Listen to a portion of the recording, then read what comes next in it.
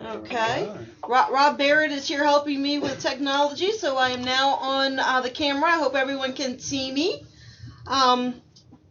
Please sign in so that I know who is present. That will help me to know who's asking questions. We are recording, so you can watch it later or have some other folks on your staff watch if you need to share it. And then you can type your questions into the comment bar if you have any. I'm gonna start. What did it change, Rob? What changed? There we go. We're gonna start by doing some introductions of the communications team. We'll start with Lauren Ingalls. She is the director of communications, and this is her third time at DEP, so she knows us well. Lauren? Good morning. Thank you all for letting me join you today. I'm really excited to be here. I don't think I'm supposed to say this, but parks are definitely my favorite part of this agency. Don't tell water. But I really appreciate all that you do, and we're so glad that we have you all willing to talk to the press because you really are our best tools and the faces of our parks and the agency as a whole. So thank you for calling in today. Okay, thank you. Our new press secretary is Lori Elliott, and she's back here. Yep. Lori? Hi. Thank you. Glad to be here. Okay. Deanne Miller did not join us on the call. She may be on the phone, but she handles all things water, and so since most of our parks have water, we end up interacting with her quite a bit, but she's not on the call. But our direct liaison to the press office is Jason, and he is with us this morning. Hi, good morning. Okay, and then Luke Strickland is also in the press office, and he handles continuity to make sure that all of our messages across the agency match up with each other, and he does a great job with that. And then, of course, most everybody knows me, and then Donna Williams is our marketing manager. Good morning. Okay, Donna and I sit in the Office of Operations. I work primarily with state parks. She does marketing for state parks, and then she does the comms for the rest of operations. So lots of the team here is, we work well together and have for quite a while now. I think Jason is the newest one on the team. Actually, you may have gotten here before Lori. I was here before Lori. So Jason you're actually- I'm the newbie. Jason actually here joined us before as you. an intern and did such a good job that we brought him in part-time, and now he is with us full-time. Very good. And we are just happy that he is deciding to put up with us even more hours a week. Very good. Very good. Okay, so what is a hot topic? I think we all know it when we see it. I'm sorry? Not directly, no ma'am. Is there anything I can explain? No, I've gotten no updates. Just, hey, can you set these meetings? Hello? Can everybody please mute their line? And someone took over a presentation of the meeting. Who was that?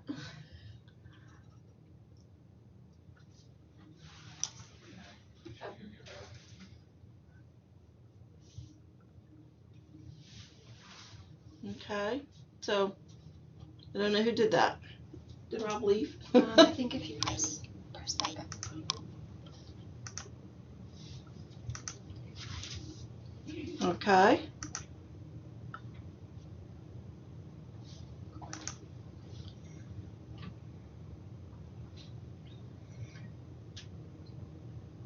Okay, we'll get started again. Okay, so a hot topic could be a natural occurrence. It could be inclement weather. It could be something that's got heightened interest. Something maybe a legislator is asking us to do or not to do. It's all kinds of things. And our park managers, you guys typically know what those are, and you know to basically contact, let us know that you've got something going on so that we can help you figure out how to move forward. And what we end up doing, of course, is we develop a communications plan, and that's picking the words that we're going to say. How are we going to explain this? Who are we going to tell? all of those types of things. But the first thing we're going to do is determine who the spokesperson will be. So we'll decide if that's going to be you at the park level, or if you're going to help us answer questions and we're going to do it from Tallahassee. And so one of the things that we've noticed recently is that sometimes some of the newer park managers are really uncomfortable talking to the media. And so we can help you through that so that you get comfortable, or we can help you from here. And so we have options on that. But the first thing that we're always going to do is over communicate. We're going to be sure that everybody knows what's happening each step of the way, so that no one is caught surprised when something happens and they didn't see it coming. And of course, stakeholders, who are the audiences, you know who your user groups are, you know who's going to be interested in whatever is going on at the park. That's a hot topic. And of course, we want to consider our employees first. I think the last thing we want to see as an employee from that perspective is something about our park or our park system in the mail, in the news, and we go, gosh, I didn't even know that was happening. It might be something as simple as a turtle release or something fun, but they like to know first. They like to say, I'm an employee, I am involved there, I work there, how can I answer questions for park visitors and volunteers if I don't know what's happening? So so those are the considerations. Of course, if it's, and I'm going to use windy weather as the big example today because we are in hurricane season, but the Park Alert feature on the website is one of the first things that you should consider, especially if you've got something that's closed or evacuated or something that's going on. So if you don't know how to do that, your web administrator in the district office can help, or I can walk you through it. But you as park managers have the immediate permission to update any Park Alert on the website, so you don't need a second level of review. You know that something's going on and you need to share that with anybody who visits the website right away. We do get about 130,000 unique visitors a week on the website, and so if someone is looking to visit your park, they are likely to go to the website first to check it out, see what the hours are, see what the fees are, understand what the activities are. So good stuff on the website. That's a valuable tool. When you've got something going on, hot topic wise, we want you to consider social media. Each park has got at least one person who has permissions from DEP to see Facebook, Twitter, those types of things on their state computer. So we want you to monitor, see what your friends are saying, what your user groups are saying.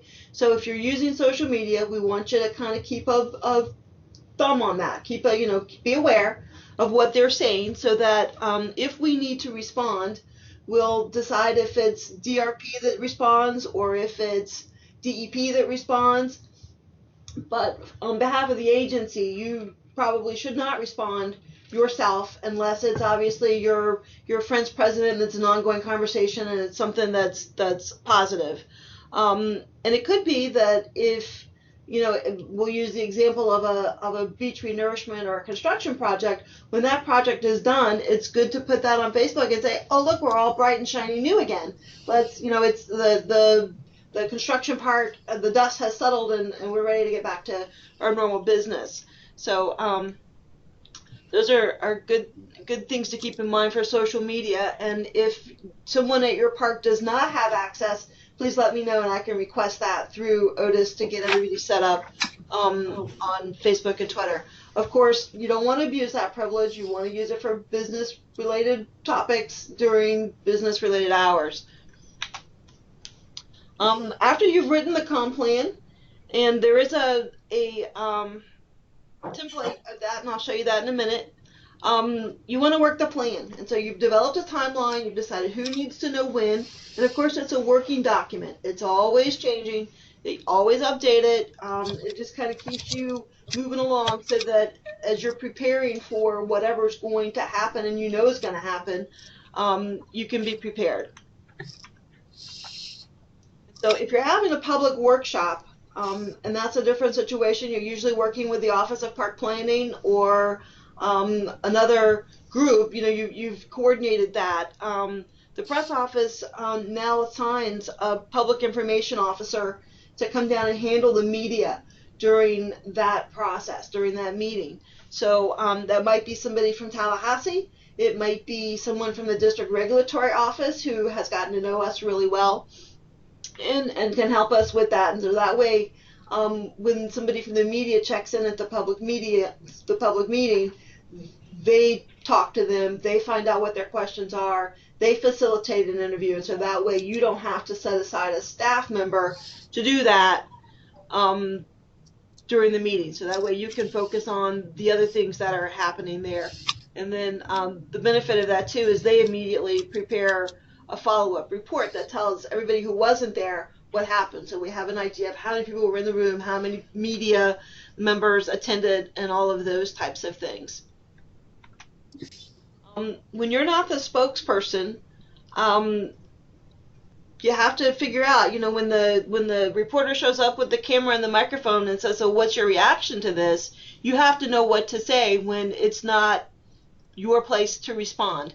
Lauren, do you want to talk to that for a minute to kind of give us some ideas? I mean, there's tips. There's never one right answer. There's always many. Right. And many times that does happen. And I think that the most important thing to keep in mind is not to be intimidated.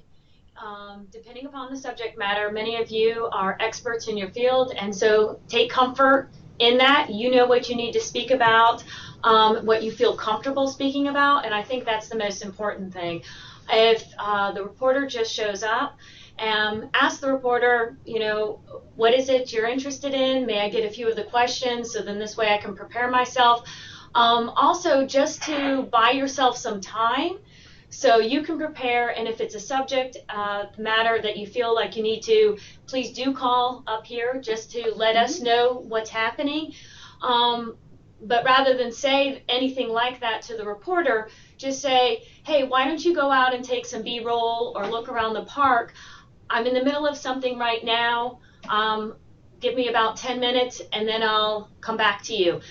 Invite that, then the reporter can go out. Please go to your office and privately make a phone call to Martha to give her the heads up. If she's not available, please do call the press office. We have folks staffing the phones 8 hours a day, every day, so someone will be there to take the call and then provide you some assistance. If it's a subject that you feel very comfortable with after you take that, go ahead and feel free to answer any of the reporter's questions, but we do encourage you, again, just make this step aside and say, give me a few minutes, I'll be right with you, and please do call the press office or Martha and give us a heads up on it. Okay, good. And I mean, you guys are very familiar with these types of things, and so I think that sometimes you are the subject matter expert and it is your place, but when not, when we've decided you're not the spokesperson, we're going to handle it from Tallahassee. And it's like the question yesterday at Gasparilla Island about an item that made it into the proposed budget that we really were not familiar with. Well, I really don't know the answer to that question. Let me get the best person and we'll call you back. And so that worked out well that way yesterday.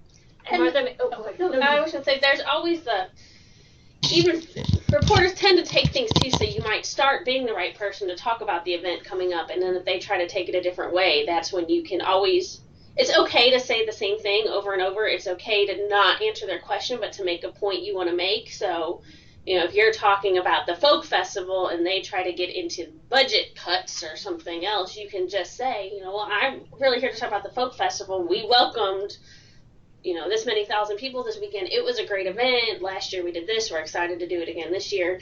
It's okay to say that and answer that way and stick with what you're comfortable with. Right. And it's also okay to say, I don't know. So just so you know, too, I know people you don't want to do that. You feel bad, but it's okay to say, I don't know, but I'm going to help you find out. Let me get your name and number, and I will make sure the right person calls you. Okay. Very good. Okay, so when you know that you've got immediate interest, respond the same day. We tend to find out what their deadline is so that we can be responsive You know, and that's good customer service because the media, it helps us tell the story, and so we don't want to ignore their request for information or for an interview. Schedule it for convenience, like Lori said. You know, if you're in the middle of something, say, you know, I really need an hour. Can you come back in an hour? Or could we do it at 2? You know, and so make it. And if you're not available, say, you know, I'm really not available today. I've got meetings all day. Can we talk tomorrow? And sometimes the reporter's got some space and can move it around. And it's okay if the reporter goes into the park to take photos or video for B-roll and talk to visitors, because they're going to do that anyway. So, but we just want to know about it afterwards. So when you're doing your span, just say the reporter also went into the park to talk with visitors and take photos. And Can I ask something real quick there too? I know you guys are luckier than us because you're not always at your desk, at your computer, where we don't have an excuse to not get things into span. So I know sometimes it really is 2 or 3 days before you get back to your computer. If you do have an occurrence like that and you know you're not going to be able to do it, feel free to call the press office, let us know, and then we can type it up and include it in that media report for you guys for today. And then you can add it to spam when you get the chance. So, you know, we like to know as soon as we can, and we're happy to help you get that in there. So feel free to just call, kind of pass the buck to us as far as typing it up and give us the quick summary if that's easier for y'all. Okay, yeah, and I know that most park managers send it up to their district person to put it in, and so, but if that person's not available or you can't get me, or if it's 5 o'clock, then yeah, go ahead and call the press office and let them know.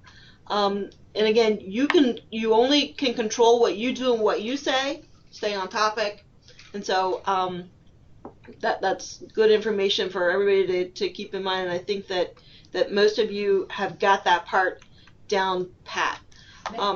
Just along those lines, if I might, with this staying on topic, if there's an opportunity to also, as Martha said, and Lauren, to make it a more positive, if it is a beach renourishment or something like that, rather than talking about the dust or anything that's happening and the negative, say, yes, we're having some construction or there's some inconveniences, but this park's going to be great when it's done, and so we encourage, this is really making it better for all of you and the public. So anytime, as Lauren was saying, you can stay on point, but emphasize the message you want to get across in a positive light as well.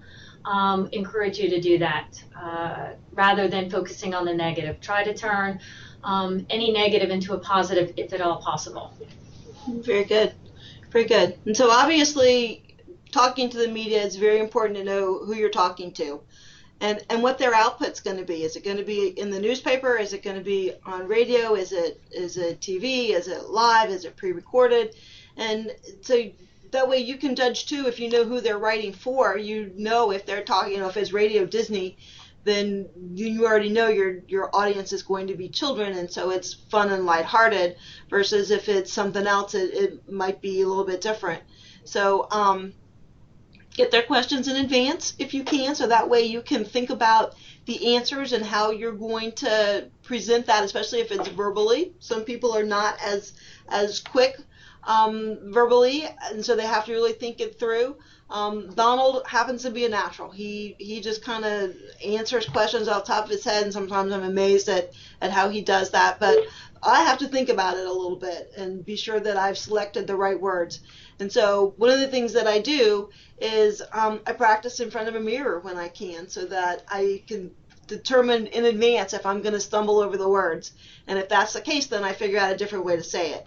So it's okay to make yourself a little cheat sheet with the numbers, so that if you have to remember that we had this many visitors last year and you know, any of those kinds of key points that reference what the reporter has asked, then you don't have to memorize that. But it's good if you do, but you don't have to. You can have your little cheat sheet. And try to take them outside and try to stand up. And so that way you've set the stage, you've played up our natural resources and the fact that it's a park. And not necessarily, you know, the construction tractor behind you pushing the dirt, but you know, try to get to a good place where the scenery behind you does not have a lot of distractions. You know, keep your cool. Remember your talking points. it's okay. You know, one of the things that, one of the tricks that reporters use to get you to say something is they leave silence, and you get uncomfortable with that. But it's okay. Let them be the uncomfortable ones. Just expect, okay, he's gonna ask the question, I'm going to answer it, and then I'm gonna stop talking, and let them fill that space, because they're gonna go back and edit it anyway. So don't be uncomfortable if there's silence between the questions. They kind of use that as a tool to keep you talking, and you don't have to. You can just be quiet. Stick with facts, not opinions. You're never off the record. So even if the camera is not rolling, I mean, I've seen reporters, the cameraman's doing something else, but his camera's rolling, and you know it's on. And so you're never off the record. And so even though one of the things they're going to do is try to get you relaxed so that you're not stiff, still, you know, have your guard up so that you know that what you say to them or what you do, they are watching and taking careful notes. And it's okay to say, I don't know. So, or I'll find out the answer and get back to you. It's okay to follow up after the interview to answer the rest of their questions. And with that too, I think if you can stress that I'm not the best person, or, you know, I'm not an expert in that area, but if we could try to keep it away from I can't talk to you, that just, it irritates reporters, and then they're rude to you, and I want to make sure you guys have good interactions with these folks. So by trying to frame it a little more positively, you're going to make it easier on yourselves, really. Right. Okay, so after the interview, thank the reporter for helping you tell the story. Ask when the article may appear. Span it, you know, let your supervisor know, either the district chief or up here, let us know that it's complete and that it's happy. And then watch the story so that, especially if it's going to be on TV, so that you can see how it went and how they portrayed the whole story. Because frequently they will go talk to other people about the same topic. And you can expect that if it's on, it says I've started to echo. Is that better? No. Has everyone muted their line?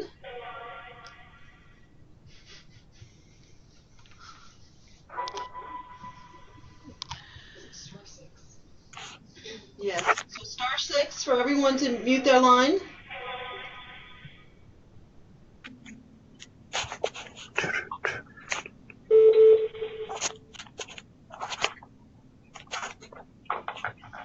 Hello? Okay, let's keep going. And then check clips also. DEP has clips, and I'll show you where those are.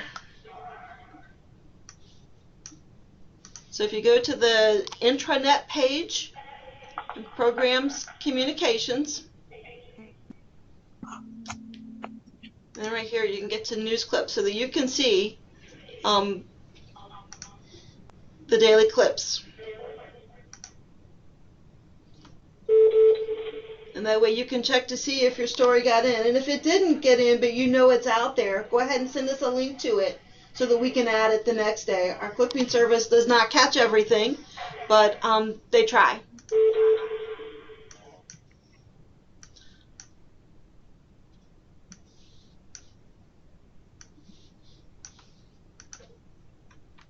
I am so sorry about this echo. I do not know how to fix it.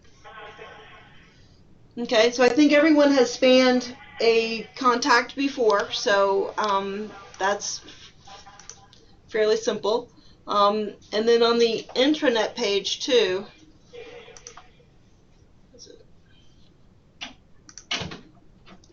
there's more information as well.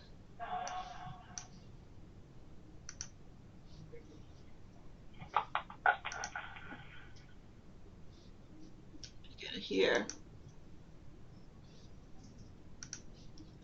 And so the news clips, any press releases they've sent out, when to contact the press office, and then there's the link to SPAN. And then it's also the names and phone numbers of the folks in the press office that will be able to help you.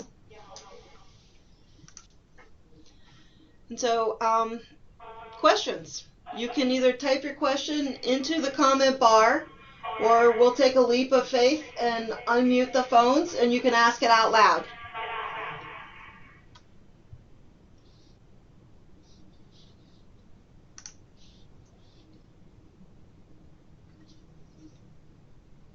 Any questions?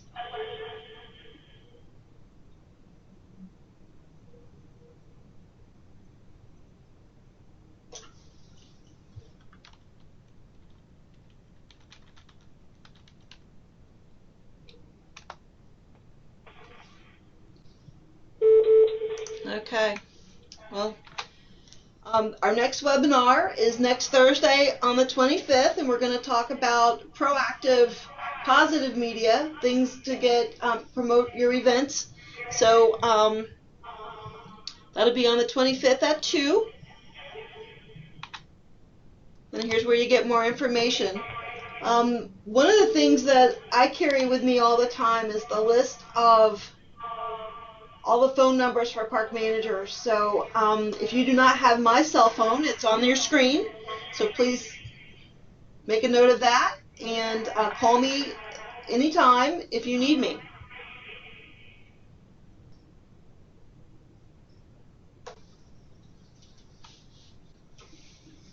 So the question is, could we come up with a template for prescribed fire and wildfire?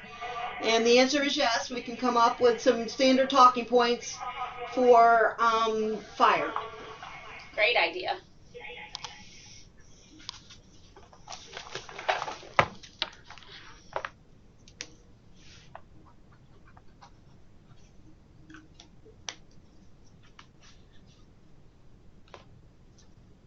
Okay, any other questions?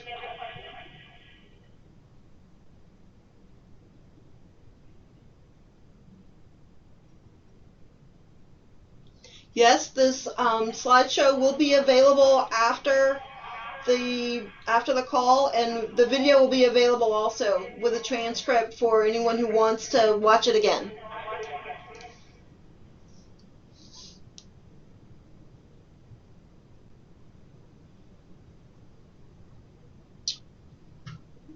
What is the form?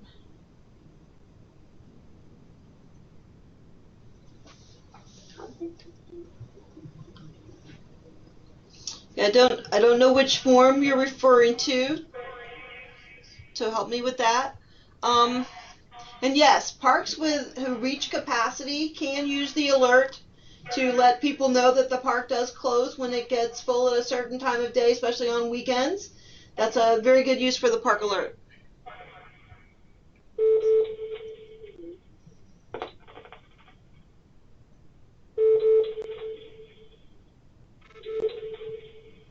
Okay, very good. Everyone, please contact me directly if you have questions that you didn't get to ask today. And we'll talk to everyone on the 25th with the next webinar.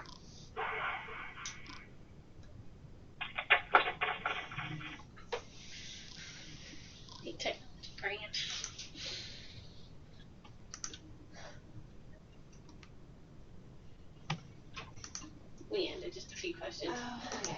I figured out how to force feed it. Not that that helps now, but Maybe hit the red hang up too. I don't know if you need to.